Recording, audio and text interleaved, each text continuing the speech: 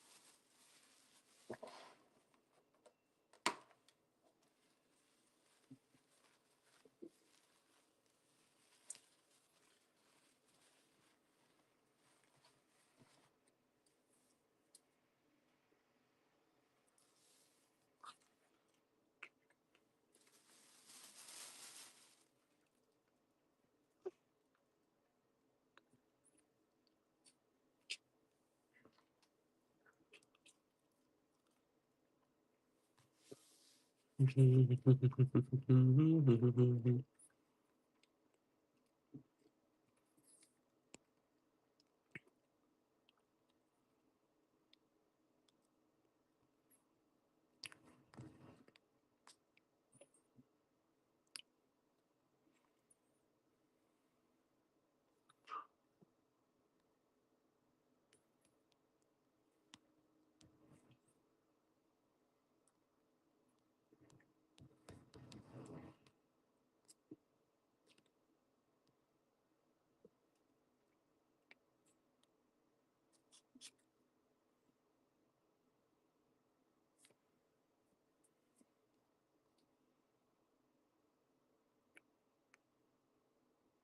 mm.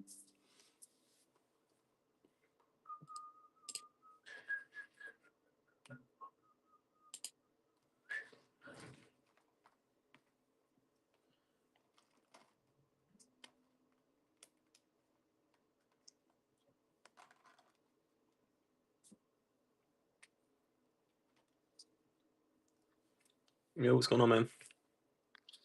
How are you doing? Just getting this started right now.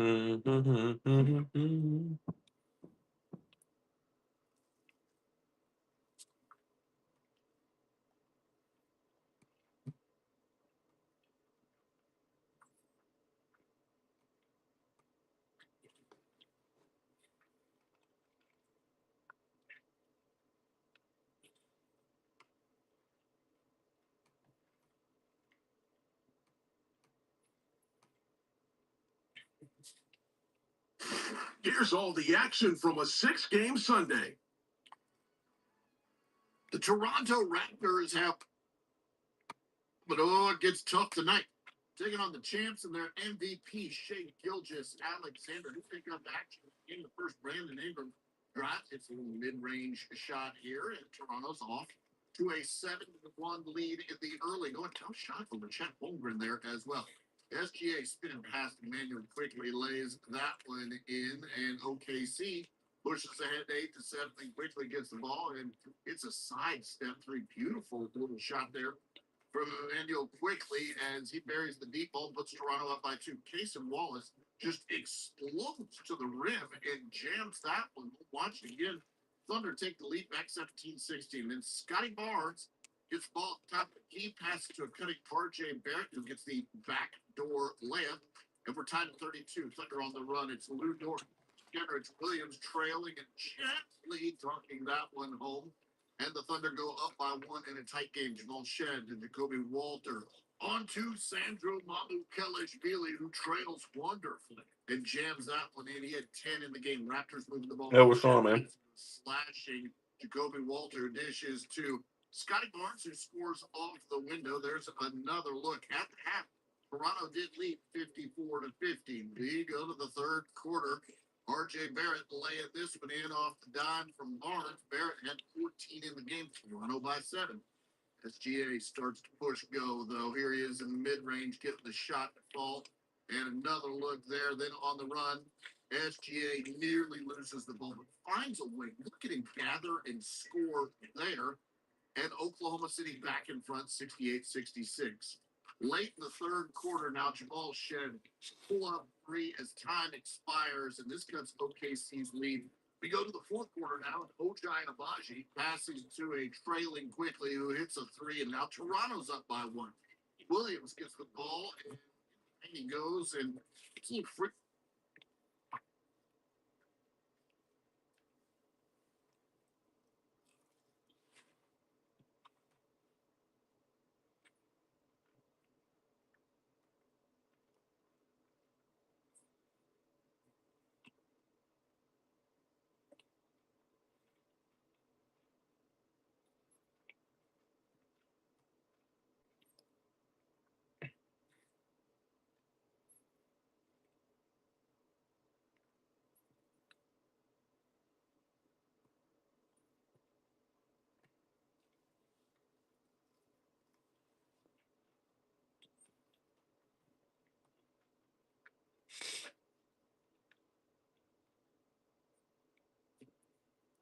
Yo, what's going on, man? Just in time. Congrats on the giveaway, bro.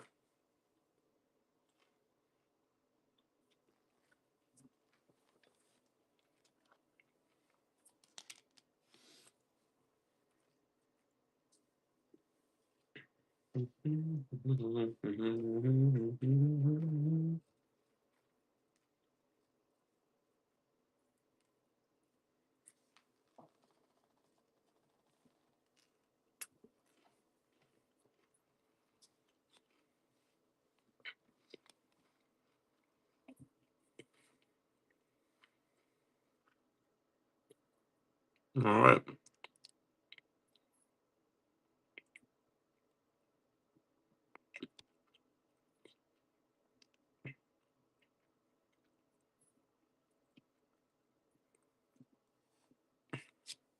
Let's see what you end up getting, man.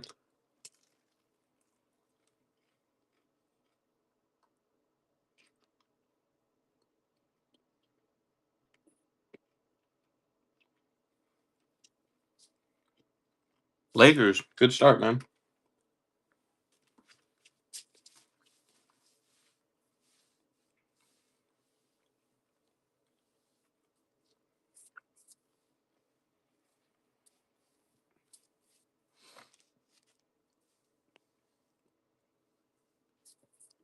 I'm going to get my piece of paper ready, man. Gotta write you down.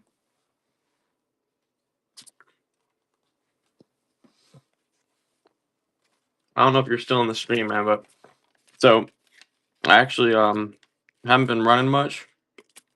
And it seems like not many people are dropping by. So I was gonna run for another hour or so and see if I can sort of get a couple people in here and get it close to full. If not, would you want to request a refund and get your money back, or would you want to just wait for another day to end up doing the break if I don't end up filling it today?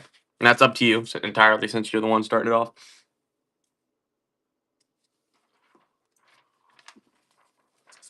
It looks like we're getting going. All right, man. Awesome. Let's get that started, man. Great team to start.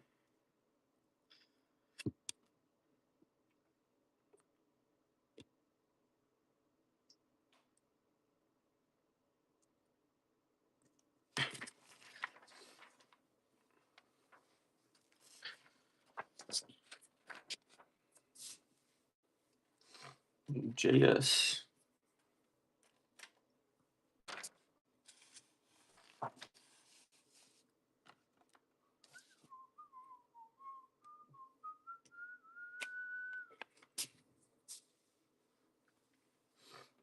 Let's see. We can get some good stuff, man. Last time I did one of these breaks, I got a couple people that pulled Genesis. There's 2 Genesises at full capacity, and I got them from a couple different shops. So I guess case hits over case hits for rolling through. Let's see, J S GS move 5 Lakers, and let's see who else you end up getting.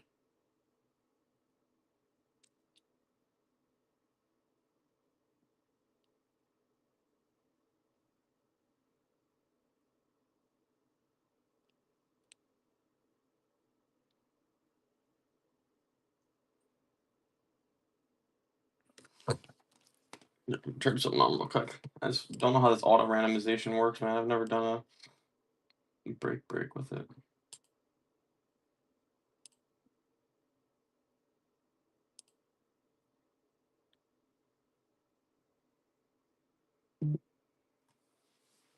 Boom. All right, let's go ahead and roll. Let's see what you ended up getting.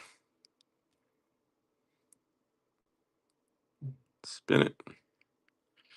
Give him something good. Hawks. Lakers and Hawks.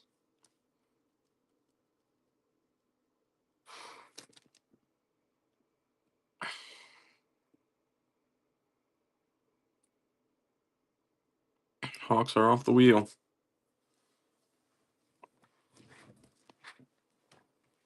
Oh shit, smack my knee.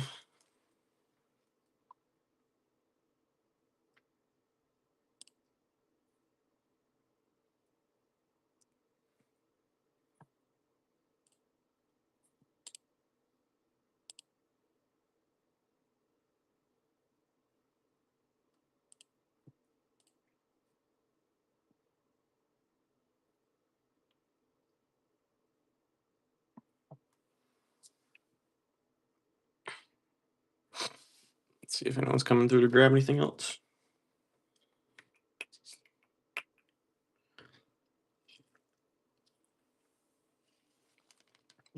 It says we got someone else in here too.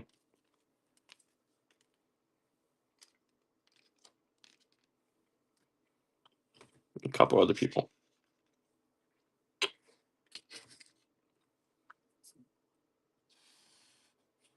We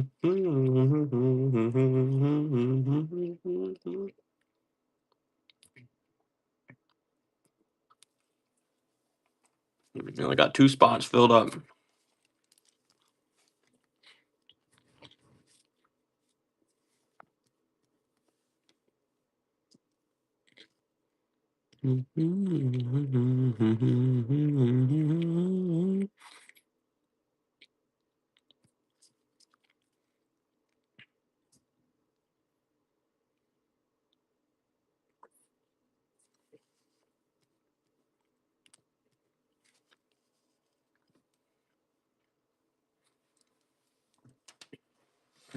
Looks like we don't got many people coming through here. Hopefully we can get a couple. Fill it up quick.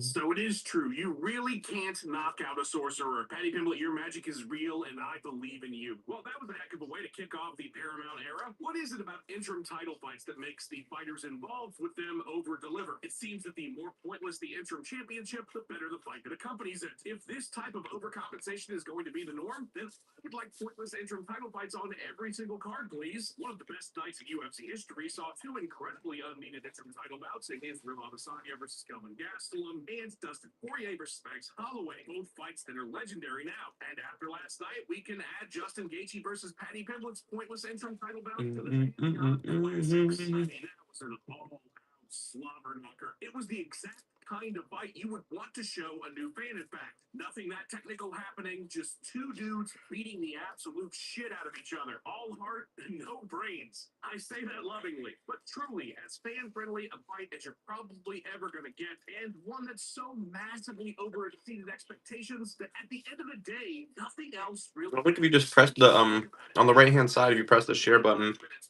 you can send it over to either copy a link and send it to people, or you can just send it right to people on your whatnot. Main event against Ilya Taporia because he called him a sausage one time and they almost got into a scuffle in a hotel once. Sure, did he prove he was tough? Absolutely. Usually when I share it, it will go to multiple people, so I'm not too sure.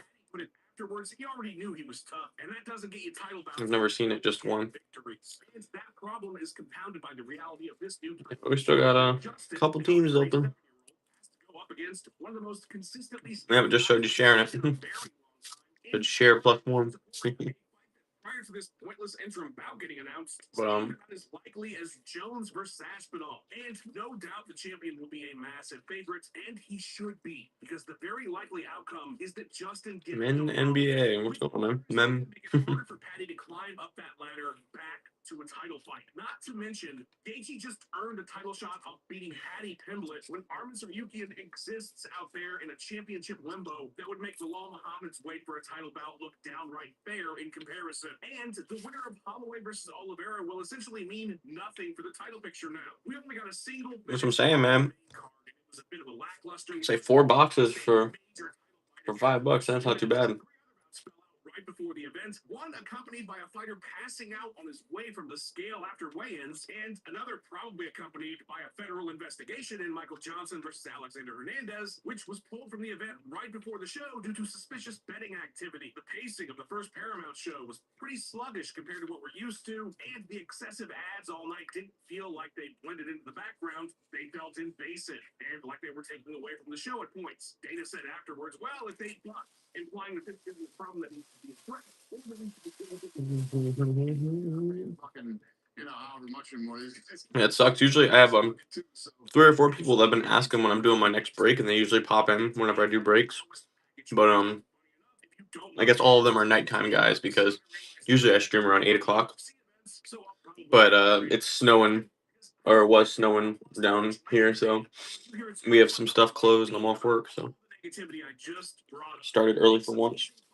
So important to this sport is that nobody cares about any of that stuff today because that main event was fucking awesome. And at the end of the day, that's all that matters. That's all we are here for, to see great fights. We got one last night. Pointless interim title, who cares? Mind-numbing corporate ad integration, whatever. Justin Gaethje decided to fight like it was 2017. Paddy Pimblett forgot entirely that the ground even existed, and we got to have a blast seeing them do their best impression of Forrest Griffin versus couldn't be happier. And by the sounds of it, Paramount couldn't be either. Dana said afterwards that the official numbers won't come out until later this coming week, but that they doubled what Paramount was expecting them to do. What exactly does that mean? 5 million viewers? 10 million viewers? 35 million viewers? Did it beat Jake Paul versus Anthony Joshua? Probably not. But the point is that it sounds like Paramount is very happy with the number of viewers who watched this first show. And man, if you are a new fan and that was your first main event, you are probably tuning in again next weekend because that's one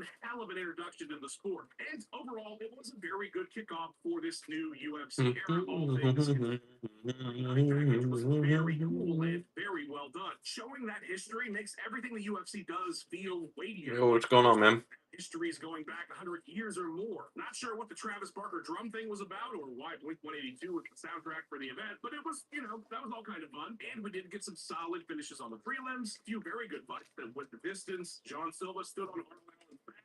And of course, that fantastic main event. For a card marked by all sorts of issues and... You still in here, JS? The launch exceeded expectations. I am curious to see how much of that momentum they carry into next week, considering we're getting back-to-back numbered UFCs, this one with an equally pointless title fight, but also a potentially really fun overall watch. Will those new fans who tuned in this week stick around for another one? Was it secretly genius putting 2 pay-per-view level shows back-to-back? Will the first half of the year be essentially filler so that the White House card can be the biggest event ever? Find out next week on Dragon Ball Z. All right, now that we've taken a look at the bigger picture from last... Unless you're still in here, JS, just wondering. with some interesting numbers and some well-earned awards, shall we? First All right, up, and you got a player you got a player or a team or anything you really like?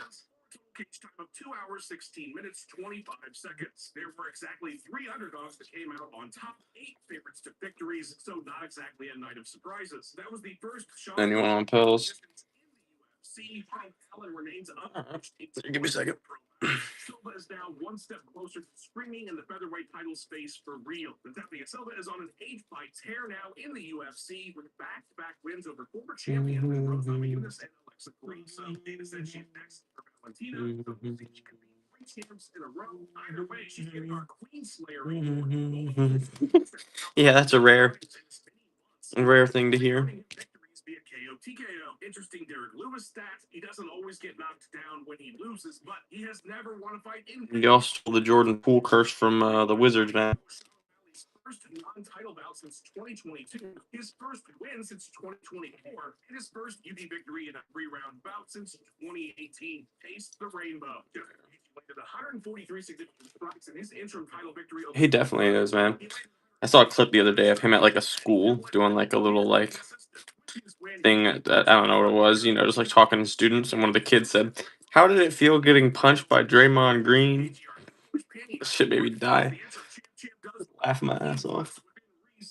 And we're off to the races. The Pyramid era has officially begun. And Max Riedel is still officially killing it at the end of the top. Yeah, man.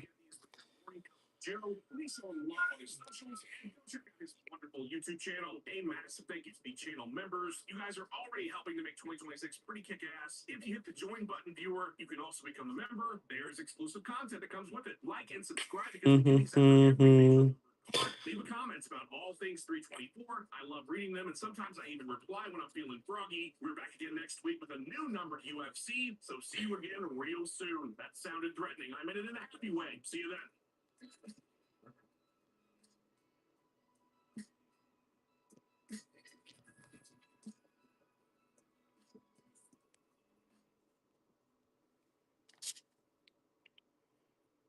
Boom. Here, man. I don't know if you can join that real quick. After Jaw.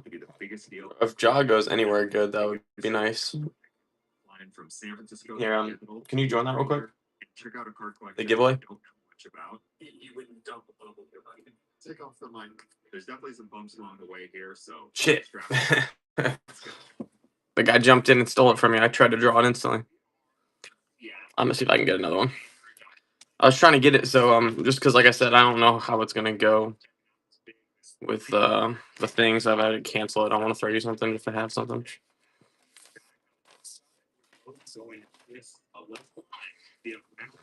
Where's my other stack? Yeah, my main thing is just like time wise though. Like I was hoping that I could get in and out. Usually my streams are about an hour and a little bit, going through and loading it and then doing a break. And I've been sitting here for about 40 minutes, 30 minutes, a little more since before you even joined in. So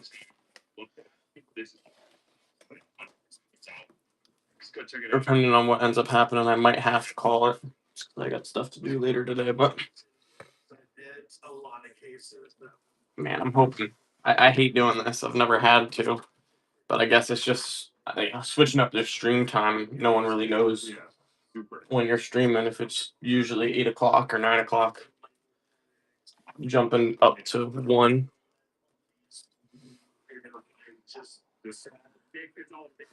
You're also going to run into, I know there's Black Shimmer 101. You're probably going to run into 1,000. Oh yeah, man, of course. I don't do giveaways too often, but like I was saying, if there's ever times where it's just chilling or not much going on, I'll always throw something on there. I'm just starting up. I've only done a couple streams really, so even just a follow, man, and just like having the numbers in the stream, having those extra people in here. Like I know people like to join streams with other people, so if there's, one person, just myself, people will join and leave. If there's 2, 3, 4, people might stay in just to hang out. So if that tells me anything, this just on the day I just happened to be here. That this is like there's good stuff. That's different. That's different for sure. It was a little bit of a play, but I there's nothing that's a I appreciate it, man. go through this, and I think we, you know what? I'll be through every once in a while, either doing singles or breaks. Just depends on what I can get my hands on. If I can get my hands on something easy for a break, then that's what I'm doing. If I can't, then that's the struggle. That's what I'm thinking. At least like I know there's a couple huge.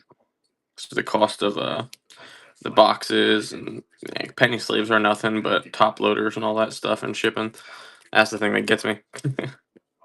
But I mainly do them for fun. Like it's usually just sitting there chatting, and also, like I said, you can build a little bit of a following, and then when you do the individual streams, selling like singles and stuff, some people might hop in that just saw the breaks and are just coming to say hey.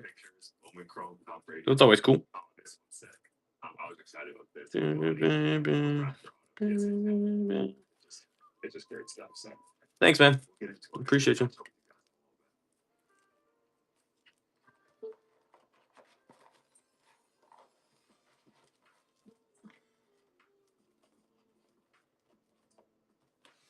I mean, the Ronda grade is there's a lot of good gradable stuff there, which is exciting for me. But yeah, I can price. I think it's going to be. I'm going to have to ask him what like a general price on this would be. I think that would be a good start. Because like I said, it's not very much stuff. I think I can see the numbers and I can see how justify it. You know, I think that'll be. I guess I'll just ask my question. If it's a stupid question, that's okay. Let's if just these boxes. If I was just hypothetically to take these boxes, do you have any idea of like what number you would need? Just on the boxes. Just so I have an idea. Like off the top of your head. Like if you say a number, I'm not gonna be like, all right, boom, you got it. You know what I mean? Like wait, 0 to yeah. I know my bottom number, yes. I know that in this specific box, yeah, there are a lot of cards that would be just dollar cards, whatever. Yeah. And no matter what box there is here, you know, cards for sure. It's not so, you know. Yeah. There's just so much in there that are starting still today for a few bucks. Yeah. Yo, what's up, man? Just getting in on the break. Yeah. Iso, have you been in here before, man? I think the name sounds familiar. There's hundreds of on first moments, golds, orange, reds. Yeah. Okay. I think either see, that's I can't do 3. That's the thing that's rough right now. I was just telling him, hey LeBron, nah, I don't got any. Yeah, just the cost of the 4 boxes and the top loaders and bubble mailers and all that stuff. Like even doing 5, I'm basically just breaking even. So that's why I kind of wanted to know. And I think I'll go through it, but you're right. I think it's to break even after fees from whatnot.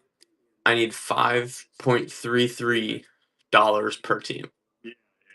Now you know your stuff. I can trust it. That was to break even on it. Don't understand how. So I was hoping hopefully later in the stream it ends up being some good teams, but Yeah. at the end of the day, $5, I'm basically, not really losing much. I'm losing some top loader money. It's not a negotiation tactic. It's more so just knowing, yeah, okay, that's his number. See if I can get to that first before we try to tease him. That's a very good start. I'll start with that. Yeah, just going through, finding the comps on it, putting it all together. Once again, I can't comp every single card in here, but at least trying to go through and find the biggest cards and then kind of use that to see if I can justify that price. Take everything.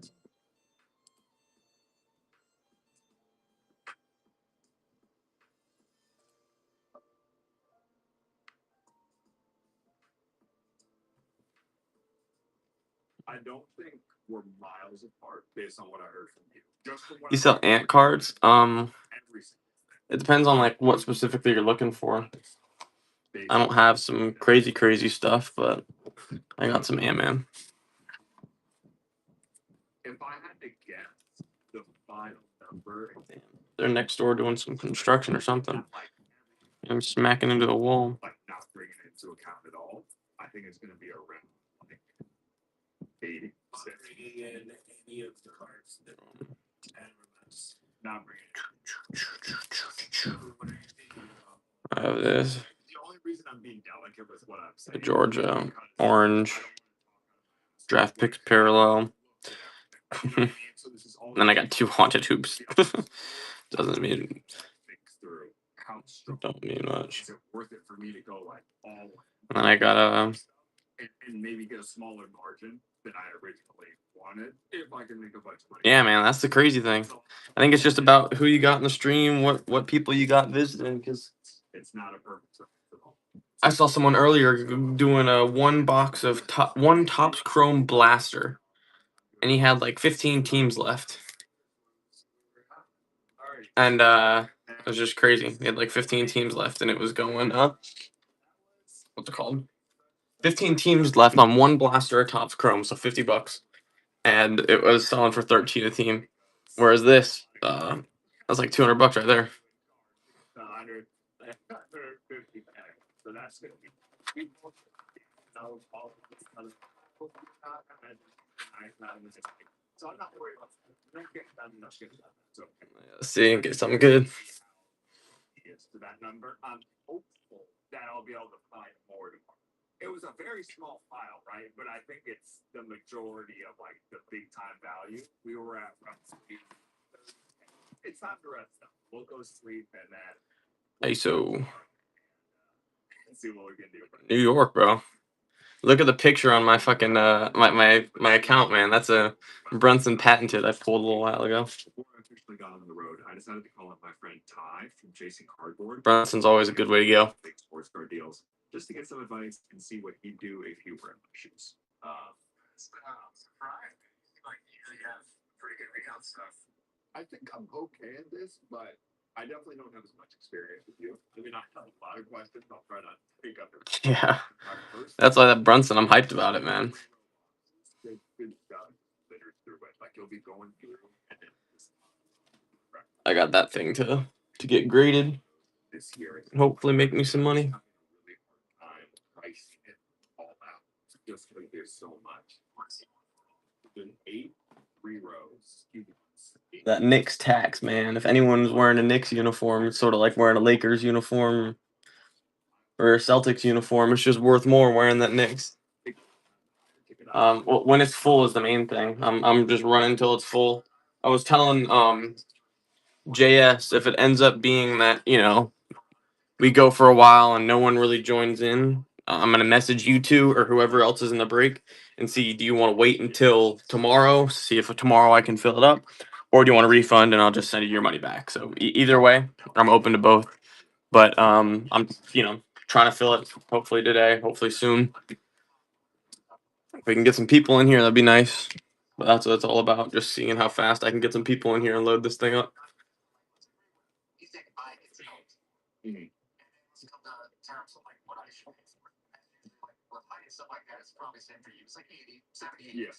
Yo, what's going on, Billy?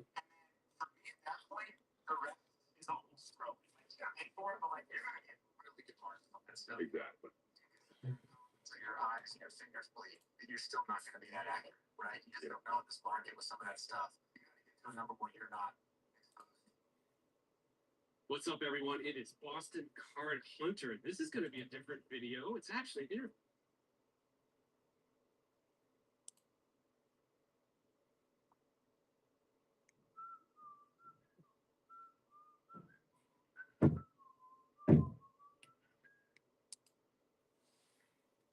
Damn.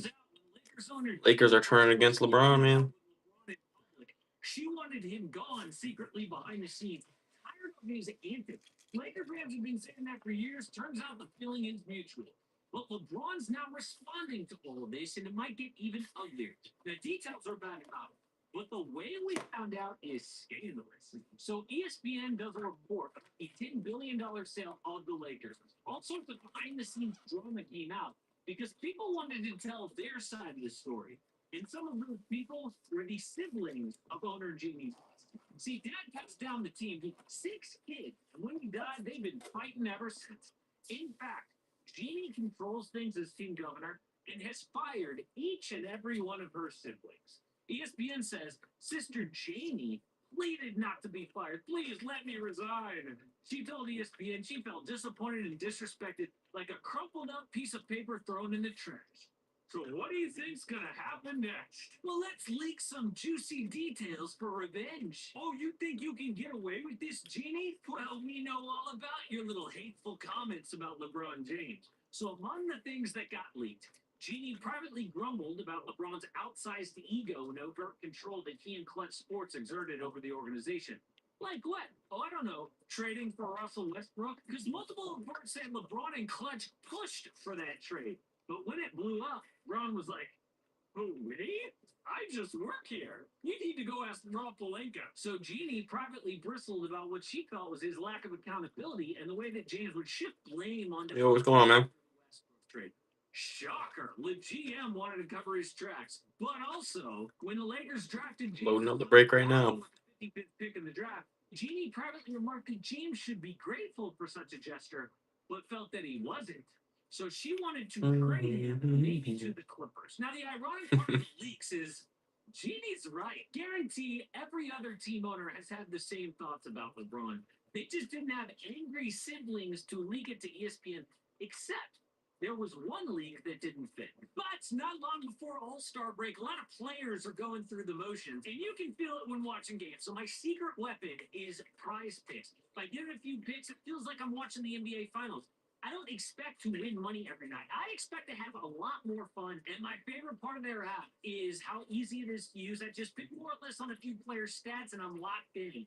So my 2 player picks for tonight are Craig Porter. We're going to go less on his rebounds. And then Cam Spencer, we're going to go less on his field goal attempts. And best of luck if you are tailing those picks. Now, Prize Picks available in 45 states, including Texas, where I live, California. And if it's your first time ever signing up, nothing helps out the channel more than using code AMHOOPS. With that code, if you play just $5, you get $50 to line up to instantly win or lose. So that is code AMHOOPS. Something that I don't think. Yo, JS, you still in here? She didn't like that James was considered the savior for a floundering franchise when he arrived in 2018, and that it was he who chose the Lakers rather than the team's leadership receiving praise from him. Really? She wanted Hopping that. turning the Lakers around, not LeBron? That is the most unbelievable thing in this article. Because There we go. the Lakers were a joke franchise. It's still kind of hard. So when Dr. Jerry Boom. died, the Lakers were The better rookie of the two. Derek Queen's been a dog, man. franchise in sport. But when he died, the kids were with everything. Just comparison between that era versus the kids. LA won 10 titles, #1 win percentage, only missed the playoffs twice in 34 years. But with the kids, they missed playoffs, lost, and the one title came from LeBron. I want to make sure you got something good. Not think LeBron is the savior. It's the exact definition Boom. of what he did for her franchise. But this is what you get with. Yeah, man. Of course. All 4 corners are looking good, too. It depends on how he does next year, I guess, since he's not a top. He wasn't supposed to be a top star, but it might be a grading card. It looks pretty good, quality-wise. Furniture, eat everything in the fridge, but also pay off your entire freaking mortgage. How do you complain about that? So in Miami, he chose them in a press conference. Drama. A few months in, demanded Eric Spoelstra get fired. Remember that? He went to Pat Riley and he was like, "You coach the team. Get this Spoelstra kid out of here." Then back in Cleveland, he would sign short 1-year deals to retain control, like Clutch had in LA. So yes, it's annoying and dramatic, but it's the LeBron James experience. And nobody would trade all that for their title, except maybe Laker fans and Jeannie Buss. If this article did anything, it was expose the Buss family as children. Jeannie, That would have been smart, man. you got lucky twice. First, LeBron chooses you out of nowhere. Then, Luka just lands in your. I think Zion, going through and having all the issues he's been having has sort of screwed the whole team. You leak this about your own sister. Try to ruin the team your dad built. Because when it's sold, can you believe each of the kids got a check for $900 million. Look again at that list. They all got about $1 billion richer.